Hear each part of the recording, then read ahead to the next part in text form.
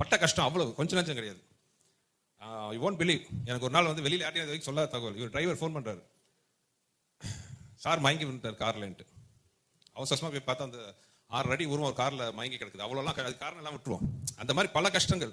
அதே மாதிரி அந்த படம் பண்ணும்போது அந்த உடம்பை வருத்திட்டு ஒரு பட்ட கஷ்டம் எல்லாம் இப்போ இந்த படம் இவ்வளோ பெரிய வெற்றி மக்கள் கொண்டாடுறாங்க அப்படின்னா நான் ரொம்ப சந்தோஷப்படுறது. விஷால் பட்ட கஷ்டத்துக்கு எல்லாத்துக்கும் இது வந்து நம்ம உண்மையாக உழைச்சி சின்சியராக நம்மளோட ஃபுல் எஃபெக்டை போட்டால் கண்டிப்பாக ஆண்டவனும் மக்களும் நம்ம கைவிட மாட்டாங்கிறதுக்கு வந்து இந்த படம் வந்து ஒரு பெரிய உதாரணம்.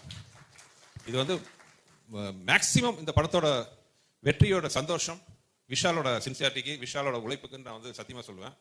Thank God. ஏன்னா இந்த படத்தோட வெற்றி வந்து விஷாலுக்கு மார்க்கெட் ஆசிடிஸ் நல்லா இருக்கு, அது எந்த பிரச்சனையும் இல்லை. ஆனால் இந்த வெற்றி என் தம்பிக்கு ஒரு பெரிய மருந்தாக அமைச்சிருக்கு. I am so happy. 15 நாளைக்கு முன்னாடி நாங்கள் பட்ட வேதனை எங்களுக்கு தான் தெரியும். என்னென்னமோ சொன்னாங்க. ஐயன்ராஜோட வெற்றியோட சந்தோஷம் எல்லாம் என் தம்பிக்கு போய் சேரணும்னு ஆசை.